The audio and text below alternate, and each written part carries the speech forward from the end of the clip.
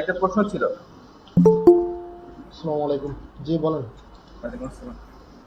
আচ্ছা ভাই, এই যে বাম সাইডের যে ওয়ার্ড গুলা এগুলো আসলে আমরা চেঞ্জ করব, মানে এগুলা বাম যদি রেড। সাইডের না, বাম সাইডের ওয়ার্ডগুলো যদি লাল হয়ে আসে তাহলে হ্যাঁ চেঞ্জ হ্যাঁ। করতে হবে।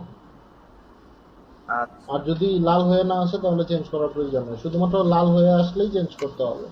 তো বাম সাইডের গুলো আমরা সাইডে যেগুলো আছে এগুলার এগুলোর মতো করে দিব। জি, যদি লাল হয়ে আসে তাহলে। হ্যাঁ। মানে এগুলা যে রোবট তো অনেক সময় এই যে উল্টাপাল্টা করে দেয়, তো এগুলা আমি আর কি অনেকদিন হুম হুম, মানে বুঝতে চোখে পারছি। ধরছে এই জিনিসগুলো, এই জন্য আমি এগুলা লিস্টিং করে দিছি আপনাদের। জি ভাই, এটা বুঝতে পারছি।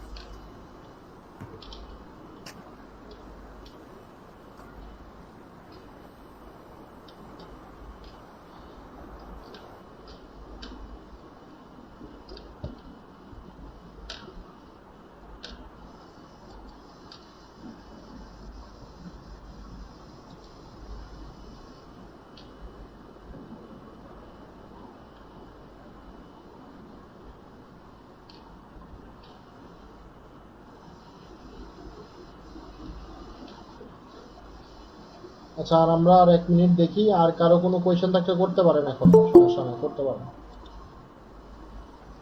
আচ্ছা ভাই, ইনস্ট্রাকশনে যে ধরেন দুই তিনটা পার্ট থাকতে পারে, সেক্ষেত্রে আমরা কি আলাদা আলাদা করে করব? একসাথে করলে কি এটার মানে এটা ঠিক মতো ধরতে পারবে না নাকি? ইনস্ট্রাকশনের বলতে বুঝি নাই। মানে ইনস্ট্রাকশনে ধরেন আমার দুই একটা পার্ট থাকতে পারে না? হ্যাঁ, ইনস্ট্রাকশন অনেক সময় পার্ট আছে তো, হ্যাঁ। তো সেক্ষেত্রে কি আমরা একসাথে নিলে কি এটা ঠিক মতো রিরাইট মানে করতে পারবে না? একসাথে একসাথে আপনার কয়েল বোর্ড করতে যাচ্ছেন। হ্যাঁ হ্যাঁ হ্যাঁ। একসাথে ধরেন করলে তো আপনি যখন কালেক্টিং করে সাজাইছিলেন, যখন হেডিং দিছিলেন, সেই হেডিংটা তো আবার নতুন করে দিতে হবে। আমি যদি মনে রাখতে পারি না, সেক্ষেত্রে। মনে রাখতে পারলে তো করতে পারেন, অথবা অনেক সময় হেডিংটাও চেঞ্জ হয়ে যায় আবার। হেডিং হ্যাঁ। এর হেডিং এর ওয়ার্ডটাও চেঞ্জ হয়ে যায়, সেক্ষেত্রে আবার আগেরটার মতো করে দিতে হবে। এই জন্য বলছি যে আলাদা আলাদা করে নিলে ও, বেটার। আর আপনি আচ্ছা যদি হ্যান্ডেল করতে পারেন তাহলে তো সেটা ভালোই। আচ্ছা আচ্ছা।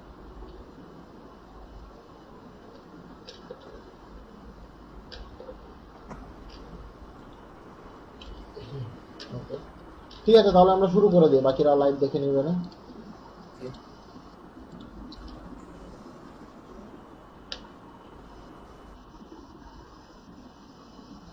ওকে। তো একটা কথা বলে নিই, সেটা হচ্ছে অনেকেই কিন্তু চিন্তা করেন যে আমরা যে আরেক জায়গা থেকে কন্টেন্ট নিচ্ছি সেক্ষেত্রে এটা কপিরাইট হবে কিনা। আসলে এই যে আপনারা ফাইবার, আপওয়ার্ক, freelancing.com যেগুলা থেকে আপনারা রাইটারদেরকে হায়ার করেন, তারা কিন্তু সেম প্রসেসেই কাজগুলো করে। হয়তো আমরা কয়েল বোট ইউজ করি, কয়েল বোটের জায়গায় তারা হয়তো স্পিন রিরাইটার ইউজ করে বা অন্য কিছু ইউজ করে, কিন্তু ওয়ে কিন্তু একটাই। মেইন কথা হচ্ছে আপনার 100% ইউনিক করতে হবে, সেটা আপনি যে ওয়েতেই করেন না কেন, এবং কন্টেন্টের কোয়ালিটি ঠিক রাখতে হবে। এই দুইটা জিনিস মেনটেন করে আপনি যদি ইউনিক করতে পারেন, তাহলে আপনার বইয়ে কপিরাইট দেওয়ার মতো মানে এবিলিটি তাদের নাই, কারণ আপনার জিনিসটা সম্পূর্ণ ইউনিক। সেক্ষেত্রে এটা নিয়ে টেনশনের কিছু নাই, এটা আপনার 100% সেফ হয়ে। একজন রাইটার যেভাবে বই বানায় সেম ওয়েতে আমরা বানাচ্ছি।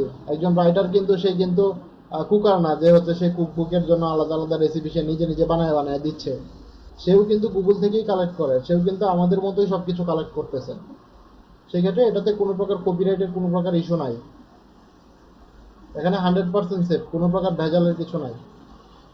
আমি আপনাদেরকে স্পামিং কোনো কিছু শেখাবো না। ওকে। তো আমরা এতদিন কালেক্ট করছি অ্যান্ড হচ্ছে আমাদের কিছু কিছু জিনিস রিরাইট করছি অ্যান্ড হচ্ছে আমরা সাজাইছি। এখানে যেভাবে সাজানো আছে আমরা এভাবে সাজাইছি। ওকে। তো আজকের টপিকটা হচ্ছে আমরা কিভাবে গ্রামারলিতে আপলোড করব এবং গ্রামারলিতে কাজটা আমরা কিভাবে করব। ওকে। তো আমি সবাইকে আজকে রাত্রে গ্রামারলি দিয়ে দিব। তো সরি। ওকে। তো সবাইকে আমি আজকে রাত্রে গ্রামারলি দিয়ে দিব। তো গ্রামারলির মধ্যে আমাদের কি কি কাজ থাকবে সব কিছু ইনশাল্লাহ আজকে আমরা দেখবো আর কি। ওকে। তো সেটার জন্য, তো ধরলাম এটা হচ্ছে আপনাদের একটা বই যেটার মধ্যে 250টা রেসিপিস আছে। ধরলাম এই ফাইলটার মধ্যে 250টা রেসিপি আছে, তো এখানে আমার 100টার মধ্যে রেসিপি আছে আর কি। এখানে আমার 110টা রেসিপিস আছে, আমি এটা দিয়ে উদাহরণস্বরূপ বোঝাচ্ছি। দেখেন এখানে 110টা রেসিপিস আছে।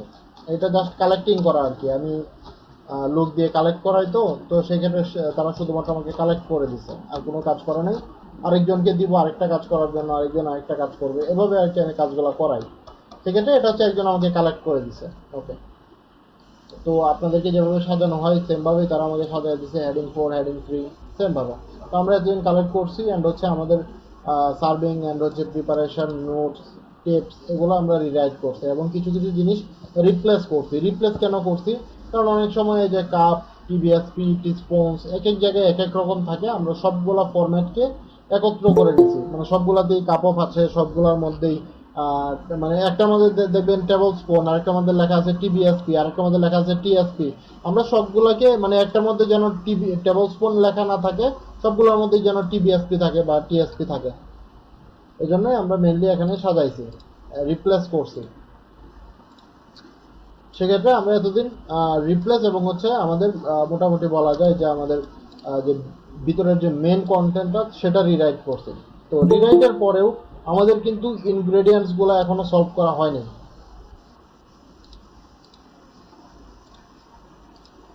তা আমাদের কিন্তু ইনগ্রেডিয়েন্টসগুলো সলভ করা হয় নাই। তো ইনগ্রেডিয়েন্টসের জন্যও কিন্তু আমি আপনাদেরকে একটা টেক্সট ফাইল দিছিলাম এনিবুক 6 নামে, এখানে কিছু কিছু জিনিস উদাহরণ দিয়ে লিখে দিছিলাম। যেমন এখানে দেওয়া আছে অ্যাবাউট 4.5 কাপ অথবা 100 ml। সেক্ষেত্রে এখানে আপনি কি করতে পারেন, কিছু কিছু জিনিস যেগুলো চেঞ্জ করলে কোনো প্রকার সমস্যা নাই, যেমন 100 ml অর 0.4 কাপ। সেক্ষেত্রে কাপের সাইজ কিন্তু এখানে দেওয়া নাই, সেক্ষেত্রে আমি জাস্ট হচ্ছে মেন পরিমাণটা রাখলাম। সেক্ষেত্রে এখানে আরেকটা লাইনের সাথে যেহেতু মিলে গেলে আমাদের প্লেগারিজম ধরে, এই লাইনটাতে কিন্তু আমাদের কোনো প্রকার মিলে যাওয়ার কোনো ইস্যু নাই। এই জায়গায় হয়তো আমাদের ছিল টেবল স্পুন, আমরা সেটাকে যখন রিপ্লেস করছি টিবিএসপি হয়েছে, তার মানে এটা থেকেও কিছুটা এই যে রেসিপি যেটা আমরা কালেক্ট করলাম সেখানেও কিছুটা মিল নাই। ওকে, সেম ভাবে এখানে দেখেন 4 কাপ দিছে, যে জায়গায় কাপ আছে সেই জায়গায় কাপ দিলেন। অনেক সময় যেহেতু এখানে পরিমাণটাও দেওয়া আছে, আমি ইচ্ছা করলে পরিমাণটাও কেটে দিতে পারি অথবা 4 কাপটা রাখতে পারি।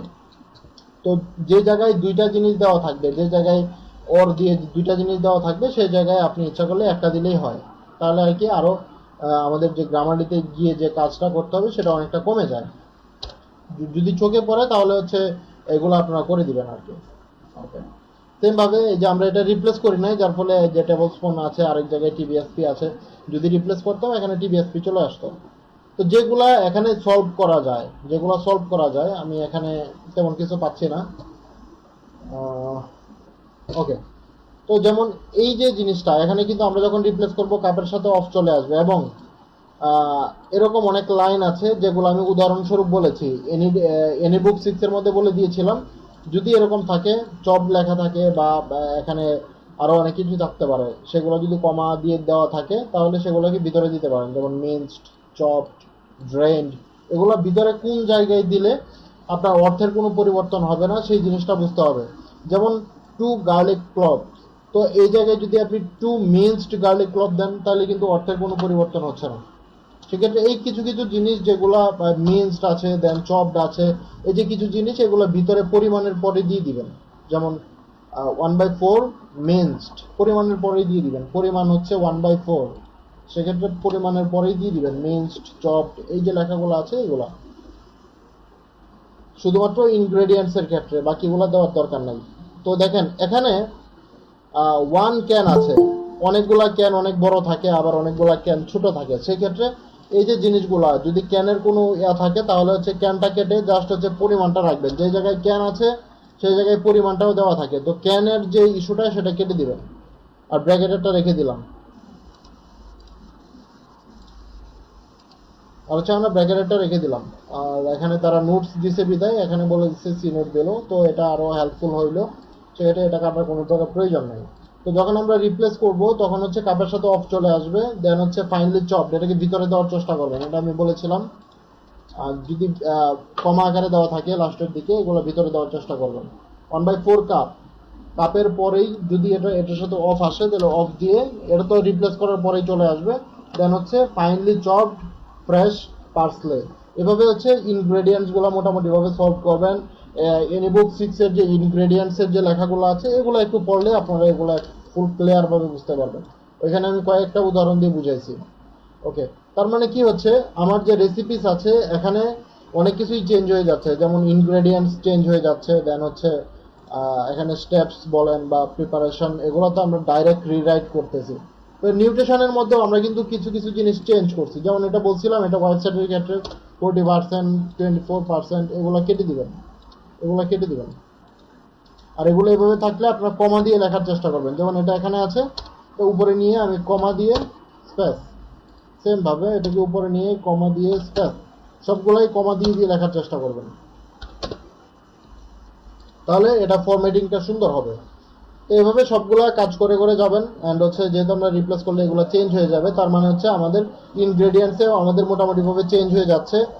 আমরা আমাদের যে স্টেপস আছে বা হচ্ছে ডিরেকশন আছে বা ইনস্ট্রাকশন আছে, এগুলো তো আমরা রিরাইট করতেছি, নোটসকেও রিরাইট করতেছি। অ্যান্ড হচ্ছে নিউট্রিশন ইনফরমেশনের মধ্যে অনেক কিছুই থাকে যেগুলো আমরা চেঞ্জ করে করে দিছি, অনেক কিছু কেটে দিয়েছি, এবং এই পার্সেন্টেজগুলোও কেটে কেটে দিয়েছি, যার ফলে হচ্ছে আমাদের এই ভিটামিনগুলো কেটে দিয়েছি, যার ফলে যে জায়গা থেকে আমরা কপি করছি সেখান থেকে আমাদের প্রায় 90% কমে যাচ্ছে, হয়তো 10% থাকতেছে। তো এই 10%-এর কাজটাই মেনলি আমরা আজকে শিখবো। ওকে, তো গ্রামারলি মেনলি আমি গ্রামারলিটা কেন সাজেস্ট করলাম, অনেকেই বলে যে গ্রামারলিটা বাজে, সেক্ষেত্রে আমি এখন উদাহরণটা দিয়ে দিই। যেমন আমি এখানে ঢুকলাম, অন্যান্য যে প্ল্যাগারিজম ডিটেক্টর আছে তারা কি করে, আপনি একটা কন্টেন্ট দিলেন,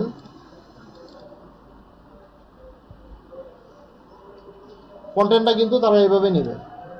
যেমন জাস্ট আমি 3-4টা পেজ হয়তো আমি দিলাম, দিয়ে আপলোড করে দিলাম। আপলোড করে দিলে তারা কি করবে, কোন কোন লাইনে সমস্যা, তারা শুধুমাত্র দেখাবে কোন কোন লাইনে সমস্যা, এটা দেখাবে।